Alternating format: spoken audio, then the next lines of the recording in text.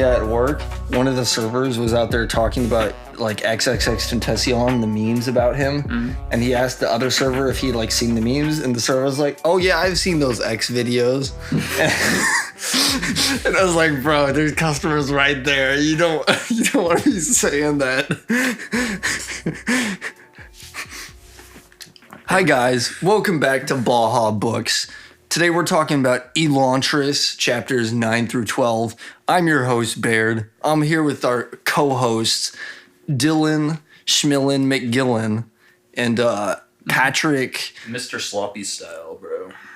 Mr. Sloppy Style. Mr. Sloppy Style, bro. Okay. Wait, which one's your middle name? Is it Mr. Sloppy or just Mr.? I don't wish to comment. Oh, okay. I've had to change my name like 5 times. Yeah, he's on the run. Oh. Anyway. Yeah, but today we're continuing Elantris. Any thoughts about these chapters that we read? Same as last chapters. You know, same as everything else in this book so far. Not the biggest fan. All right. Well, let's just dive into them then. Let's just jump into it. Chapter 9. This is a Hrathen chapter. Hrathen's my favorite character in the book. I'm not gonna say why. I'm just gonna say he is. But it basically starts out with Hrathen being like, "Yo, I am such an epic preacher, bro. Everyone loves me so much. I was totally cool, and they all love me." And meanwhile, Dilaf is just like going absolutely feral behind him. Mm-hmm. It's literally just Gollum. Yeah, like he finished up his sermon, then Dilaf gets up there and he's like, "And another thing." Yeah. Yeah. Going insanely racist against the Elantrians. Starting off though, it does like mention that Hrathen had preached Shudair so long, made an art of manipulating the public mind, that he hardly found challenge in his success. His success in Duladel a half year ago had proven that one could cause nations to crumble. So he was like, I guess, in charge, or he helped with the Duladel revolution that killed a bunch of people. And so I guess that tells us something about him. It's been mentioned a couple times, but the Dulas themselves were too open, too accepting. And with the shambles of the government dead at his feet, Hrathen found himself disappointed. So he showed up, preached a bunch, they killed all the nobles, and he was like, dang, that was way too easy. And then, yeah, Dilaf hops up and starts yakking about, she is accursed above all others, a member of the only race hated by Lord Jadith. There's a couple interesting lines in here about the Taoish people and Lord Jadith. Like, his holy plan is basically to unite everyone, including the people in Teod. And meanwhile, Dilaf's just like, I don't believe it, Dilaf's just, I just like being racist. Taoish people are the only race hated by Lord Jadith. Yeah. I don't know if this is a typo in my thing, but it says, Lord Jadith will rise when every living soul is united.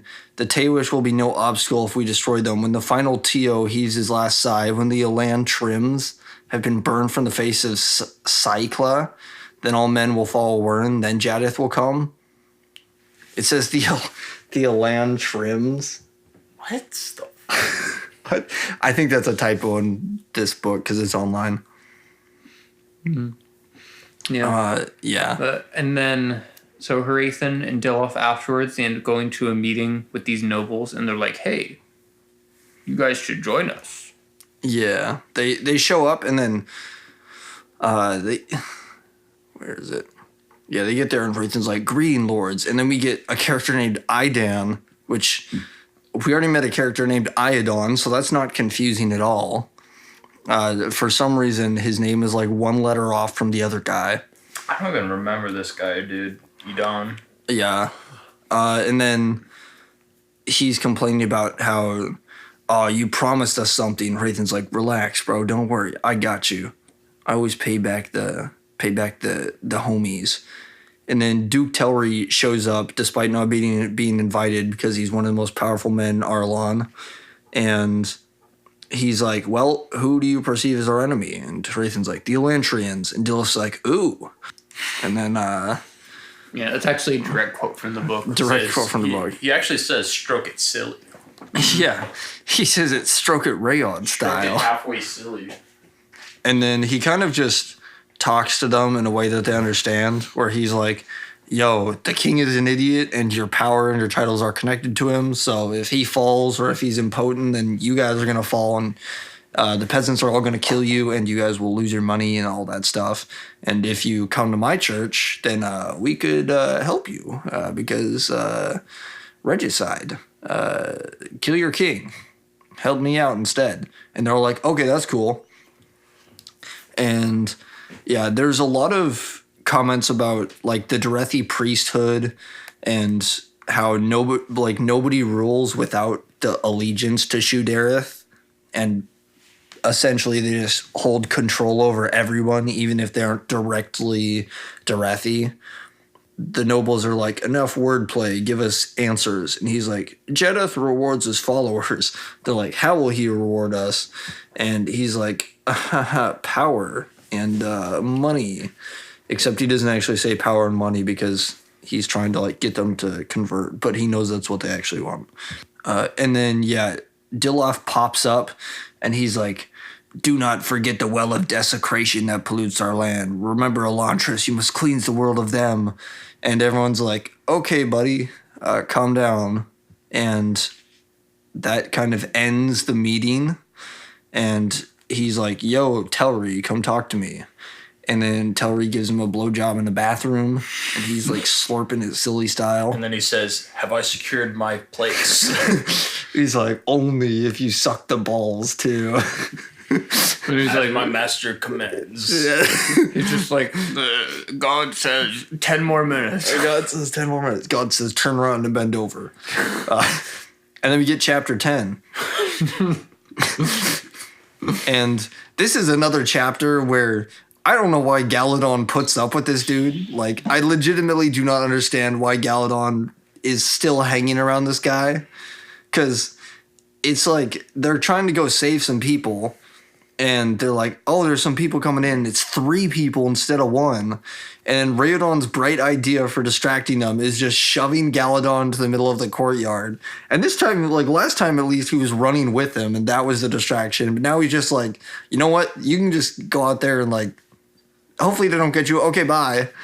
And then the guys chase him because previously, Yeah. he had stolen the guy away, and then they were still mad about it. And yeah, it's just like, I don't, like after this, why would Galadon still be hanging around him? Like, you first of all didn't tell him what the plan was. I'm sure you could have come up with something better if you just told him what you were going to do. But then you're just like, oh, well, I mean, I hope you run fast. Like, don't let him catch you, bro. And then the woman is a housewife. And Raydon's like, haha, He's just okay. like, housewives are so beautiful and They're so strong. awesome. And He literally says it's not worth all the dried meat in the world. Like, I know he's being sarcastic, but bro, he literally says it, bro. Yeah, like he got 1 strip of jerky, and that was like a week ago or something. Like, 1 strip of jerky, and then you will almost die every day for like a month. yeah. Also, like, it says that he like shoves him out into the courtyard. Imagine he just shoves him and he like falls and just like breaks his leg or something. Yeah, he's just and now he's permanently just stuck like like that that. It's like, dude. And Raydon's like, oh well, there's a distraction at least. All right, everyone run. Yeah, but then he's got who else does he get? He gets the housewife. He gets a dude who does like bricklaying. and then he gets a soldier.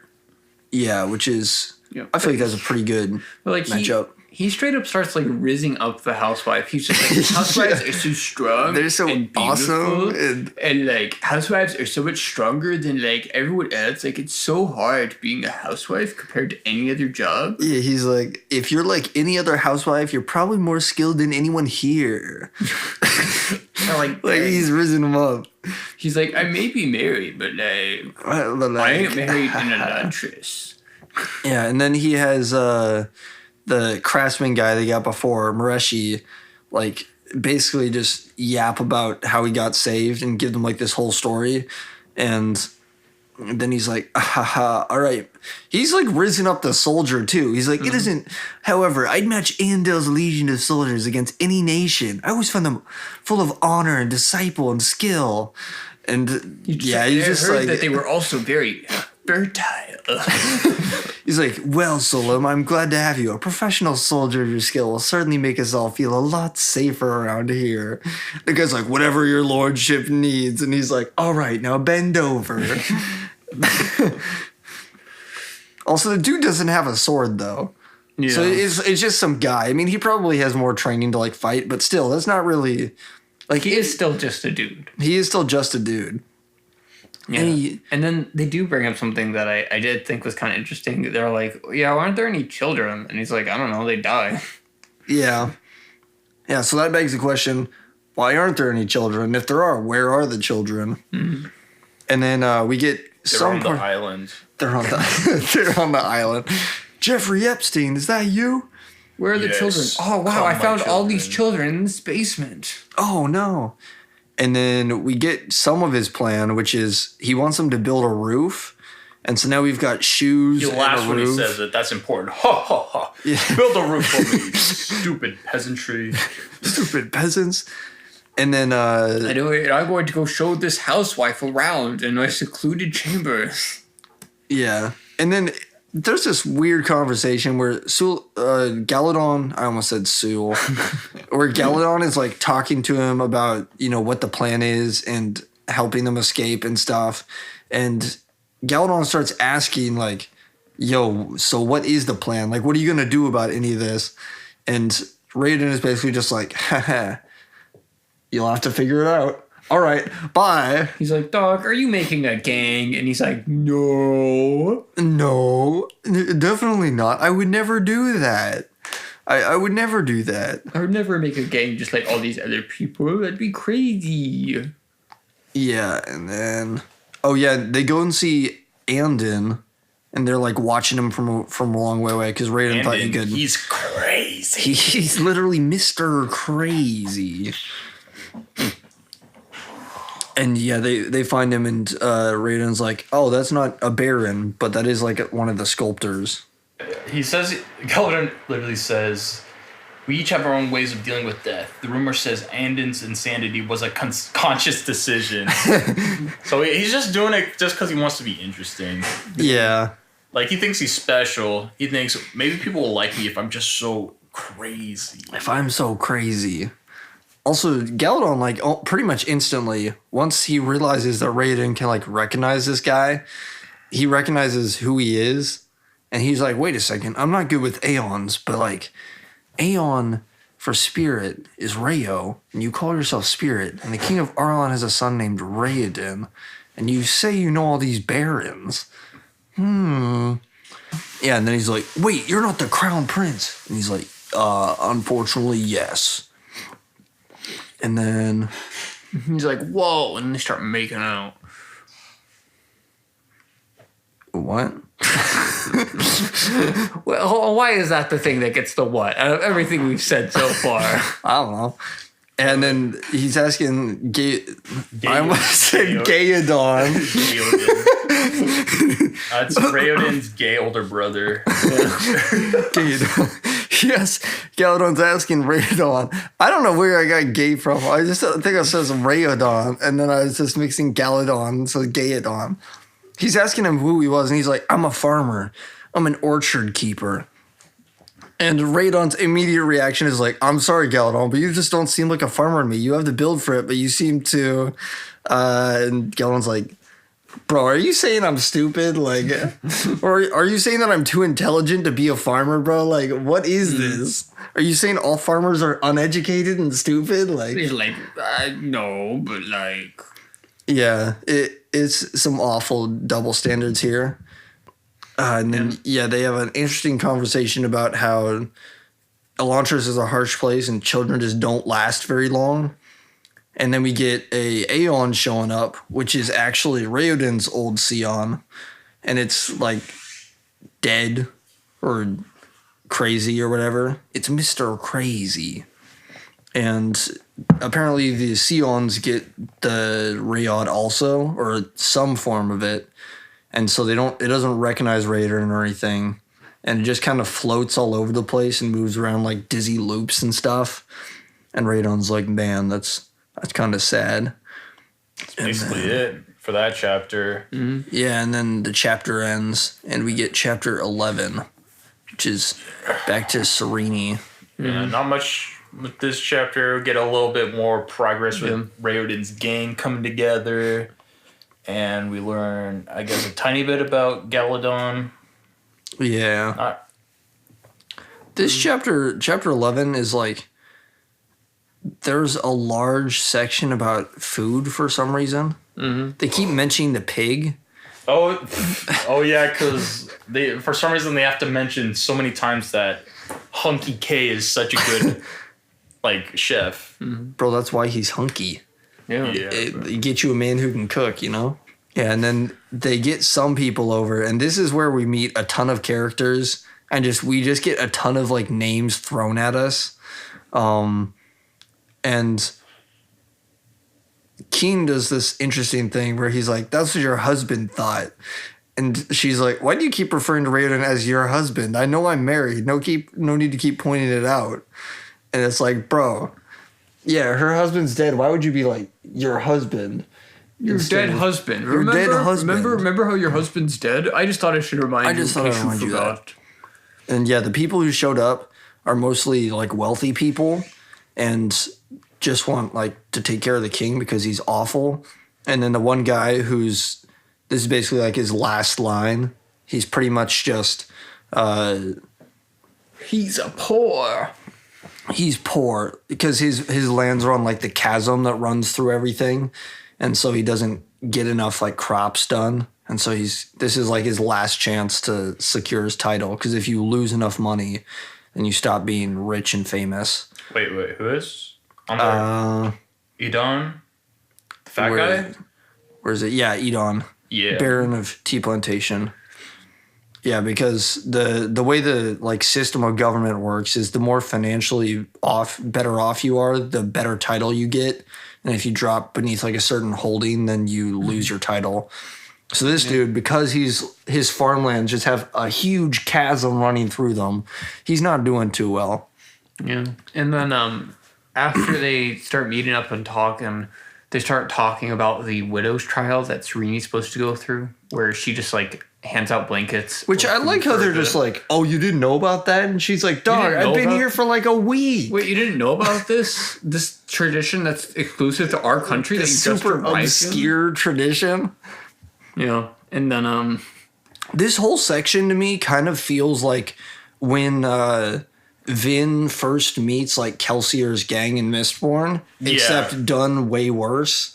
Because all the characters are pretty much the same. Because you got the two guys who like argue with each other, which is Breeze and Ham. Mm-hmm. And you got the guy who's like literally just there as a last resort and he's super nervous, which is the guy who went off and got himself killed in the first book. Well, Kelsier was raising the army. Yeah. And he was like the ska dude. I forget his name. I do not remember. And then you got like the thoughtful, calm, wise guy who's Sazed. Mm-hmm. And then you got the newcomer, which is Vin or Sereni. But it feels way more forced and kind of cringy here. And I know Patrick doesn't like the dialogue with like the crew in Mistborn, but I think it's pretty realistic to like how we talk. Mm-hmm. Like the way that, especially that Ham and Breeze like bounce off of each other is basically how me and Dylan talk to each other. Yeah. I think it's just hard to do banter like that in books. Like, because I think it's maybe like the lack of edge in the characters, kind of. Oh, look at this edgelord over there. Look at this edgy also just guy. Brandon's humor style. I don't know. Like, it's very hard to pull off in books. Yeah. It also helps like hearing an actual performance of it. Yeah, that too. Like if you were able to like actually hear the people saying it, then it kind of gives it more character to it. I guess. Yeah. It is very much like you have to enjoy that kind of thing. Because otherwise it can kind of come across as flat. Yeah, because I was reading The Witcher and it kind of has that same style of wit and stuff, like Geralt and Dandelion argue with each other, but it's really funny because Geralt would be like dude, you are such a fucking dumbass. What the fuck, dude? And then Dandelion just plays off and it just acts like super boisterous, like, oh, Geralt, you silly guy. Like, Geralt's super edgy and, like, shits on him a lot, and then, I don't know. It's just having that edge kind of. Yeah, so I think that they should just add in, like, Serene should just start swearing a bunch. She should, bro. Like nobody else swears, just Serene. Just Serene. Like, and then it's just like, yeah, that's just how our country is, you know? She just starts dropping Elantris slurs in the middle of dinner. Yeah, and everyone's like, what does that word mean? She's like, those filthy, Gunkers. Those filthy gunkers. Those gunkers and clankers. And they're like, whoa. Those filthy slime sniffers or something like that. Serene, you can't say that. You can't say that. I can say whatever I want. My husband turned into one. That gives me... He gave me the pass. Raiden's in there like learning slurs from Galadon. Galadon's like, yo, those are the... Fool, here, I have written down a list of the slurs. Yeah, so back to the chapter. They're all arguing. I found out how to draw the Aeon for racial cleansing. Yo, Galadon. Here's the Aeon for silver power because their skin is silver. I found this book called The Final Solution. I think you'd really like it. I'm trying to think of what the Elantrian version of Mein Kampf would be. Yeah. Or I guess technically like the Fjord Elves. I feel like they're pretty heavily based on like the Germans during like World War II. Probably. Yeah. So I mean, they are basically because like they do definitely have racism in this book, but they don't have any slurs in this book. You know. Well, yeah, because back to the book. They kind of just ignore Serene because she's annoying, and I'm not gonna lie, I would probably ignore her too. And they argue, and eventually she just kind of comes up with this plan out of nowhere. Like, she just kind of pulls this out of her cheeks. I really don't know. Like, she shows up, and somehow she knows a whole bunch about, like, Fjorden stuff and, like, their religion and stuff like that. Enough that she can, like, argue with a Gjorn about it. That would be, like, someone just coming from Russia and then, like, arguing with the Pope. And the Pope being like, you know what? They got a pretty good argument. They might be right. And then, like, this is, like, the same as, you know, just someone coming from, like, China and just arguing with the government. And, like, the president being like, you've got my support. You might be onto something. Like, she just kind of knows stuff and just kind of pulls up really good plans out of her cheeks. And there is... And then they mentioned cutting pork again. They keep bringing up the pig. Yeah. And then... They really love talking about Hunky K and his ability to cook. To be fair, if you were married to Hunky K, wouldn't you always bring it up? If I'd turn him into Gunky K. Gunky Gay. And then they have another, like, really long conversation about, like, I agree with Lord Royal King. No chef in this country can outdo you. Be careful not to encourage me too much. I can't believe you make it all yourself. I'm certain you have a fleet of Jadorian chefs hiding just because you keep an army of men fed, blah, blah, blah. Blah, blah, blah, blah, blah, blah. More stuff about cooking. They have, like, an entire conversation about, like, him being cooked. I'm just a simple man who likes to cook. And, yeah. And then they bring up the trial, yeah. And she's like, huh? What, huh? What do you mean? And I like how they are like, nobody expects you to, like, do this, but also we're going to bring it up and also, like, ask you, you know, what you're going to do for it. But no one expects you to do it. You don't have to. We're also not going to tell you what it is. Yeah, we're not going to explain it. Also, the word trials, like the Queen's trials, that makes it sound like they're going to make her fight something. Yeah, it makes it sound like she has to go through something, and it's like, your trial. You have to do what's your community service. Yeah. And it's like, oh, that's just like a normal thing. What do you mean trial? I mean, to be fair, if you were like a queen and all of a sudden you had to do like community service, you'd probably be pretty do pissed. some community You'd be like, oh, this is I have to serve my country. No. Yeah, and then valid crash out. And then they talk about the party, and there's this other weird thing about how like nobody invited you to this because the invitations only go out to men who in turn bring their wives. Yeah, because normally she would go with her husband, the one who's supposedly dead. Yeah. They just keep bringing up her dead husband. It always wraps around to her Everyone dead really husband. likes bringing up her dead husband. Yeah. It's such a wild thing to do. Like, because bringing it up, like, if she's not there is one thing, but bringing it up to her face is just kind of a wild thing to do. Yeah. Like, they bring up the party in front of her, and then they're like, oh, sorry, but you can't go, because, like, it would go to your dead husband. Dead. Jesus Christ. Sorry. Why are Sereni's chapters all so long, dude? I don't know. The worst character, and she has the most book time. It's because of Hunky K. Yeah, and then she gives her whole speech about her plan, and she's just kind of, like, pulling it out of her cheeks. Like, she suddenly is, like, locked in with Raoden, and she understands him, which, I mean, I guess she does. She had those, like, glorified FaceTime calls. And she's like, also, here's how we did things back in my country, which will totally work here, 1 for 1, and fix everything. You guys should do that. Yeah, and she's they like, kind of go, yeah, okay. yeah, they just roll with it. Which, to be fair, they've already been, like, messing with Raoden for, however long. So they're already kind of in that mindset of, like, trying to change things, I guess. But still. Oh, it feels like a mix of Kelsier's crew, and then Elend and his, like, group of friends in the first book. Yeah, if you remember that. I get heavy vibes of Ellen from Shootin'. Yeah. I was not a huge fan of Ellen's friends. That's probably why I don't like these characters. I mean, neither was he by the end of, like, this first book. Yeah. They're not even important. Only, like, one of them shows up in, like, book 3. Yeah. Also, Well, in book 2, they're, like, semi-important, but they all, like, die. Like, Yeah. there's the fat dude who gets, like, spiked. I don't and then even there's remember them dying, bro. Yeah, they were no, just so unimportant. They show up. One of them is the guy who leads the Kolos army. Yeah.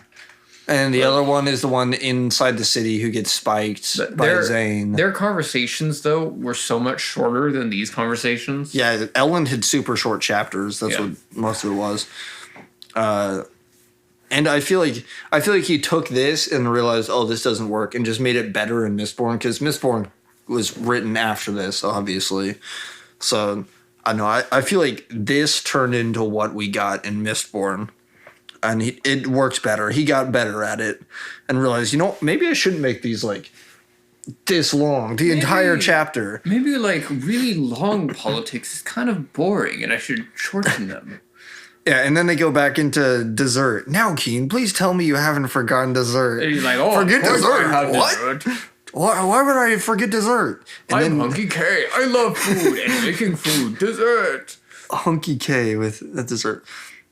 I still think of him as, like, the Rock, even though that's not accurate at all. He has drive. He has power. I think of him more as the hungry and he devours. like, oh, you're right. Like, the big husband dude of the teacher in Fullmetal Alchemist. Yeah. Yeah. That's what I pictured. Wait, I don't remember his name. Armstrong? Not Armstrong. Not Armstrong. Armstrong's It's the I don't even remember his guy name. who kind of looks like the Armstrong, lady, but he's got their the teacher. he was just introduced as, like, the husband or something. That's all. He's not important. He's just her husband. Yeah, but that's exactly what I imagined him, Hunky K, looking like. Yeah, that's way more accurate than a Rock. I can't even remember his name, and I've been rewatching Full Metal Alchemist. I don't remember his name. Which one? Fullmetal Alchemist. Brotherhood. Brotherhood's OG. I mean, they're both good. Brotherhood is, like, superior by far. Yeah. The original one is so weird. I still love the original, but it's so weird. Yeah, it went really off track. I like some of the stuff. You watch, like, the first half of the original, and then you watch Brotherhood. Yeah. Like, because whenever I rewatch it, I just kind of stop about halfway through, and then I just swap over. Yeah, the first one, I don't know. I like some of the stuff they did. Like, I feel some of the, like, what are they called? The homunculi? Yeah, the homunculi. I feel like some of the homunculi are more interesting than in Brotherhood. Like, I think Lust is a little bit more interesting. Well, she gets a lot more screen time because they kind of just glossed over, like, the first couple volumes of... Yeah. Because they already adapted all that. Because, like, the first 8 episodes of Brotherhood are, like, the first 25 in the original. Mm-hmm. Yeah. But because like in the original, you get like a full episode where they, meet daughter and dog, And then, at the end of the episode, it happens. But in the other one, it's just like, hey, Edward, hey, Elric, it's me, the scientist. And then, 5 minutes later, it's like, hey, guys, it's me again. I've merged my daughter with this dog. Yeah. And it's like, Top 10 saddest anime moments. like in Brotherhood, it's just like, it's been 5 minutes. It's like, I don't remember these it kind of just characters. I just happens. met them. Which, I get that. If you've already adapted it once and everybody's already watched it, it's like, why waste time on that? I do think that the main villain in the original is kind of awful and just... I don't even remember. It's the lady. I'm blanking on Dante. Yeah. Which makes me think of the annoying kid I used to play soccer with. I literally don't. Because I haven't watched the original Full Metal Alchemist since I originally watched it. Her whole thing is that she wants to live forever, so she's building new bodies or something. It's been a while since I watched it, but it's kind of just... she had a weird plan. Her plan is basically just I want to new body because my old body's low-key kind of falling apart. Also, Edward, you're kind of bad. I do not. In one of the remember last that. episodes, she was low-key you could rule with me. And then And then it's always just so wild to me that it's and then they passed through the door and ended up in World War II. That ending was awful. It was every single time they use alchemy, something bad happens there. So I guess it's they the Holocaust, 9/11. It's all because of alchemy. It was such a weird choice. Yeah, just Edward. There should have been nothing left of the world with how often it was used. Yeah, and they had the whole thing with that being the end, and then they had the movie after, which I never watched because I heard it was really bad. Mm-hmm. And apparently that resolves it. But why would you do that? Why would you do that? Suddenly World War II. Suddenly World War II. I remember hating that ending and just being like, what? Yeah, I was I'm not going to watch the movie. What do you mean World War II? What is going on?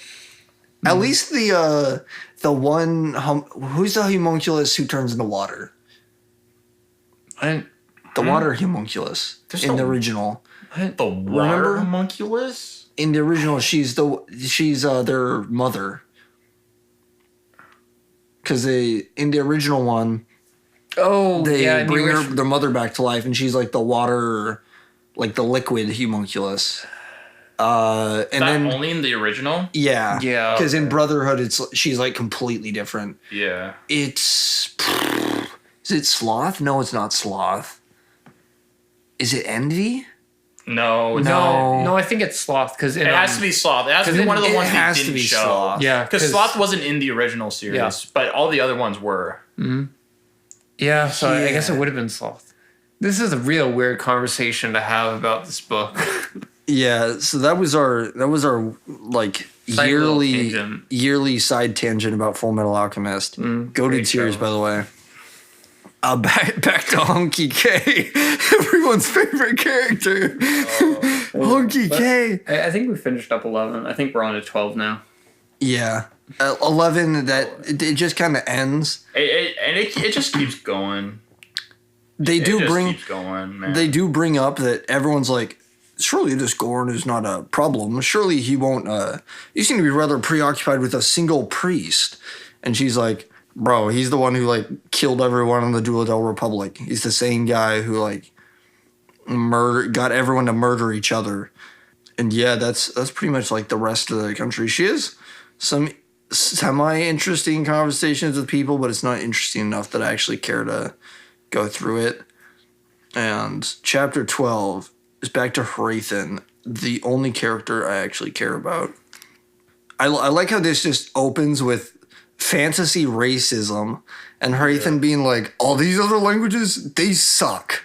This is the only good language. You all suck. Profanity. You guys suck. Yeah, also how he goes out of his way to learn all these other languages so he can just so he can be this is how much you guys suck. You guys are all wrong. I learned your language just to explain it to you. I guess it kind of makes sense considering with missionaries and stuff. Learn their language because it's kind of hard to convert someone. Because you're just yelling at them in a random language and they don't understand. Because the alternative is doing the Crusades, where you're all right, you're going to learn English now. You're going to learn English. This is what you want.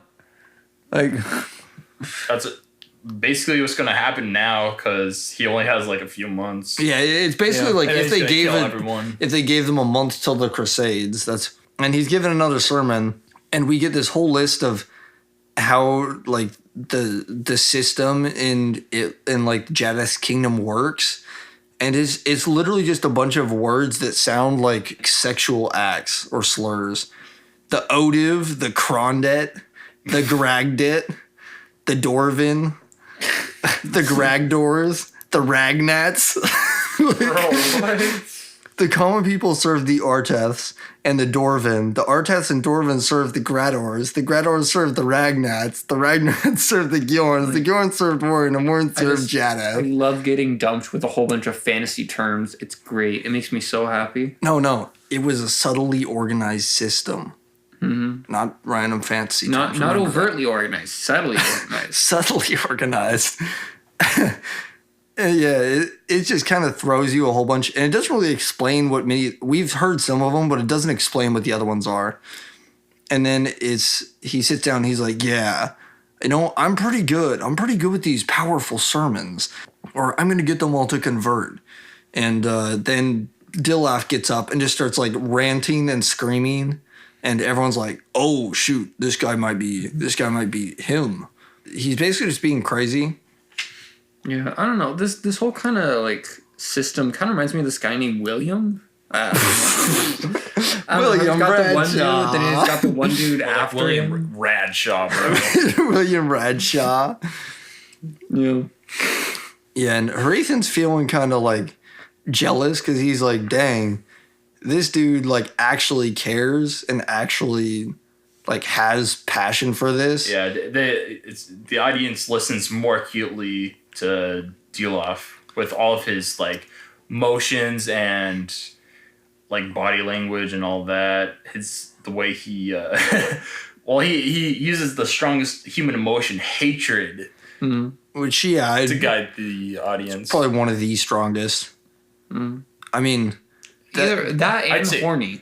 Yeah, I'd say hatred, lust, and fear. hatred, lust, sloth, greed. We're back to Full Metal Alchemist, guys. Let's go. Dude, they should have a crossover, Elantris and Bro, Fullmetal for real. Alchemist, bro. I feel like their worlds are kind of semi-similar. Like Like imagine the time period and stuff. I just like to imagine for Brotherhood No, instead. This is medieval. You know what, Shit. Patrick? Let me have my... Fullmetal Alchemist is like early 1900s. bro. Instead of going into World War II, they go into Elantris, and they're like, "What is going on here?" Guys, I think we're in Elantris. What are we, some kind of Elantris? Maybe we can find the philosophical stone here, bro, and get our bodies back. Hrathen gives it yet another... Blowjob. Okay, buddy. Yet another one. No, he's like, Dilaf's passion worked like a catalyst, like a mold that spread uncontrollably once it found a dank place to grow. Like, what kind of... This is like when he's like, Dilaf's eyes bulged like a man punched in his stomach or whatever it was he said. It's like, what kind of analogy is this? Yeah, his metaphors get a lot better after this book. Yeah, he's kind of... he's kind of cooking with them. I'm not He's gonna not lie. cooking. Like mold with He's not kind of Hunky K. dank He's not place to cooking. grow. The punch in the stomach one is awful. Like he is no hunky K. I'm writing that on my wall, bro. That's amazing. And then, this is where I started, like, when I was originally reading, I started liking Hrathen because it starts giving him some actual, like, character development. And it starts talking about how Dilaf is, like, all passion, all, like, hatred, and all, like, extreme, unorthodox, just, like, belief for this. And meanwhile, Hrathen is, like, organized, careful, and he basically is part of Shudareth because it's logical and its philosophy makes sense and all of that stuff. And he's like never doubted his church because it all makes sense to him and his logical mind. And then he doesn't have like any of that passion. Like he doesn't have that sense of like, this is important. He's just there because it's logical, which is how I felt for a lot of like my time in the church. Like I never understood people who had that like super intense like faith and stuff because I was just there because my parents made me, and it made sense because they were like, well, if you put it this way, and I was like, oh, that makes sense. It gives him some interesting like development here, and eventually Dilaf steps down. He realizes like, oh shoot, I like got to be careful. This guy's gonna take my entire crowd from me, and some bad stuff's gonna happen. Also, this dude is just insane, like just absolutely crazy, but he's useful, so I'm not gonna have him killed yet. And then Rathan goes to his chambers, and we get some interesting insight where he has this big box, and he's got like all kinds of mechanisms and stuff protecting it. And it mentions only Rathan and Warren knew the proper method of turning and twisting that would open the box. And then eventually he opens it, and there's a Seon inside, which is wild for him because it's basically just heresy. And it's kind of awful that he's keeping it locked inside a box. Like, these things are obviously sentient, and he's like just keeping it locked up in a box. And it's like he like opens it up and it floats out, and it's like, you need me, my lord? And he's like, be quiet. You know you were not to speak. Shut up. Shut up. Get back in the box. Get back in. There's this whole like inward thought about him realizing that Warren would use heathen magic to like further Jadith's empire. But then Warren's like, they can, communicate long distance just whenever. And he's like, well, that makes sense. In the end, that's logical. Well, I do hate them. However, this is pretty cool. Which is low-key how I think my mom felt whenever she picked up a cell phone when I was a kid. Like, it can communicate long distances, and it's really useful, but like... Heresy! But like you could heresy! But like you could gamble on here or like watch porn. I mean, but when I was a kid, I guess she only had like a flip phone. Your mom didn't let you guys have playing cards because she was worried that you guys would use them to gamble. She still doesn't let us have playing cards. Yeah, I know. All because Henry B. Eyring or someone was like, playing cards and seek the devil. Or something like that. It wasn't even like in the scriptures or something. It was just one of the prophets at some point during some conference, like offhandedly mentioned that like playing cards are of the devil. And my parents. Sounds about right. And then we get a random throwaway line about the people all over the world thought Aeons were like myths because... they mainly just hung around Elantris, which begs the question, where did Jadith get like, or I guess Wern, where did he get like 21 random Seons from all the way over in Fjordell that he's giving to these Gjorns? Like, did he just come over and like went around with a net catching them? And he's like, all right. He's like, all right, time to put them in a box and put that box on a boat and ship that box over to these dudes. And the Elantrians were like, yeah, I guess that's cool. Like, take them if you want, bro. Like, I mean, we got a ton of these things. We got a ton of these. They're just all over the place. I have more than I could ever need. And then Hrathen had, by the time, been taught that there were things in the world that were not understood by normal people. The memories of his early years in Dakhor still caused him to shiver in fear. And that's just a throwaway line. They mention it once, and then he immediately moves on to discovering that Wern would consent to use heathen magics and stuff. But it just mentions early years in Dakhor that give him nightmares and stuff. Yeah. Do you think some of them had like there were some people out there who had like two Aeons, like one for their side hoe? Probably.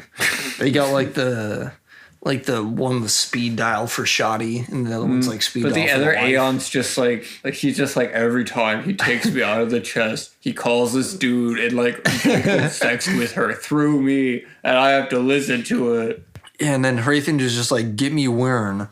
And apparently he can just FaceTime Wern. Imagine if you could just FaceTime the prophet.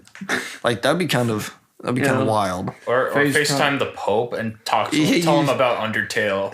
Yeah. Hey, what's up, Popey? So there's this guy play named this game Sans. called Undertale, bro. Wasn't there some like game or something that the Pope said was like fire? There was some game that people thought was it was like Doom or something. I think so. Where people said it was like satanic and stuff, and then the Pope was like, "Nah, this is actually a really good game, by the way, guys." Yeah, that reminds me of because people wanted to be able to eat meat during like the whatever it's called that the Catholic Church has, but you can only eat fish. So like, hey, this capybara thing, this is like a fish, right? And he's like, I don't know what a capybara is. They're like, it's like a fish, and he's like, okay, capybara is a fish. So you can have capybara. Capybara is a fish according to the Catholic Church. You think someone would like, after they realized what that was, been like, all right, just call that back. He's just like, no, it looks like a fish to me. Yep, Capybara. What a hairy fish. What a hairy fish, bro. Yeah, and then we get this mention about even the Jindoid Sions, and then nowadays they're just these random floating balls, and they can't reproduce with the loss of Elantrian magics. And Wern shows up, and he's like, "I am here, my son." What is Undertale? What is Undertale? Oh, great Lord and Master, Jadis Anointed, I come to bear news of Sans Undertale. Yeah, Harithan immediately starts doing tricks on it. Like, he's just glazing. And he's like, "Speak on, my Odiv."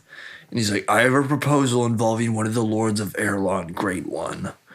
And that's how we end our chapters. Mic drop. Mic drop. Dick drop.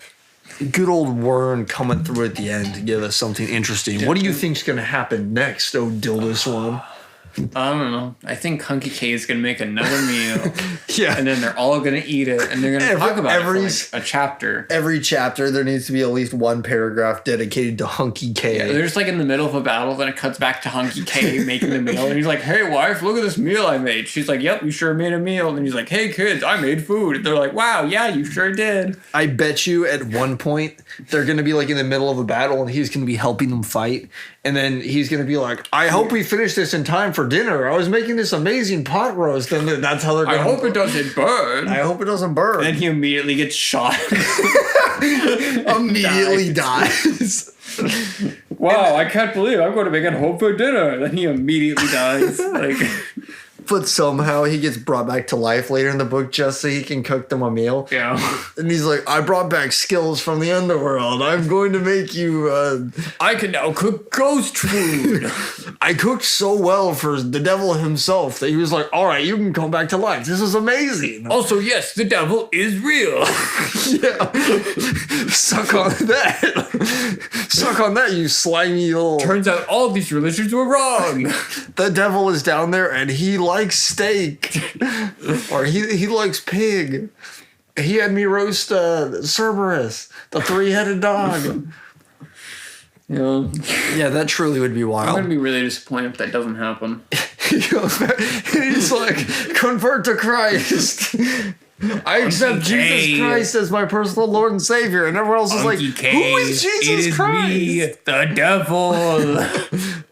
Ooh. He comes back and he's like, "Actually, the devil, like, he's a pretty cool guy, you know? Like, He replaces the Grim Reaper with Hunky K.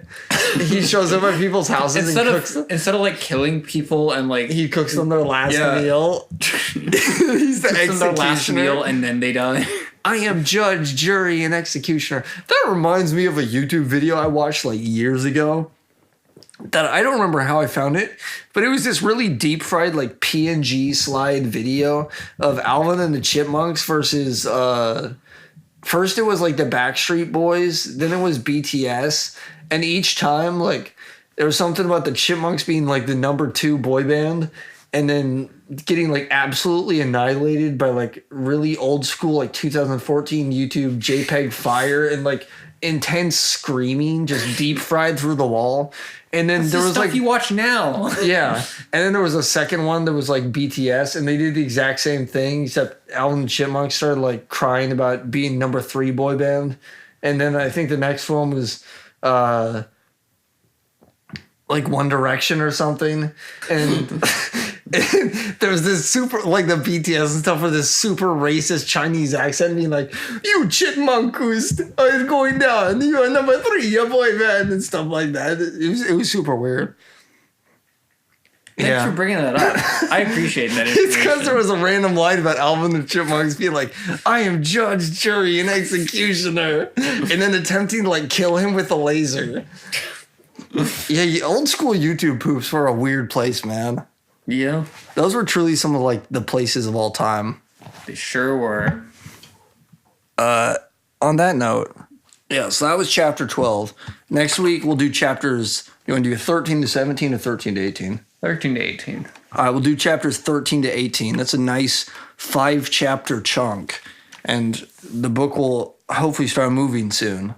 I say hopefully. I know. I've read the book before. I know when it starts moving. You know what happens. Okay, but I got to pretend like I don't for the mystery. Mm-hmm. What do you think is going to happen in these next chapters? We just had this discussion. Are you filled with dementia? Hi guys, welcome back to Baja Talks Books. Today we're talking about chapters 9 through 12. I don't know. I think that something's gonna happen. Crap. No, like something with them overthrowing the king, and then it's gonna be like they're mid overthrowing the king, then it's like, oh no, God has come or something, and they're like, God, what are you doing here? But yeah, next week, chapters 13 through 19, we get a nice big chunk. Uh-huh. Stuff will probably happen. Hopefully. Hopefully. I'm hoping. What day. And for Dylan's birthday present, I'm going to buy him a big picture of Hunky K that he can hang on his wall. And the picture's just like the description of him from the book. You get like one of those Funko Pops of him, except it has like the voice thing in it, so you click, and it just does that awful like Hunky K voice from your audiobook. Yeah. Yeah, he listens to the like graphic audio. Yeah. The fancy one with all the like singing and it's got sound effects. Like when it's like watching a movie with your eyes closed. Uh-huh. Yeah, that is literally like the tagline. It's like a movie in your mind. Yeah, that makes sense. I would never be able to stomach that. Like when someone's glazing, like you can hear the sound of the sucking. Like it's really good. You can hear the clap. Clap, clap. Yeah, you can hear the clap of the cheeks. It's great. All right. I think that's enough. All right. Bye-bye. See you guys next time. Peace out.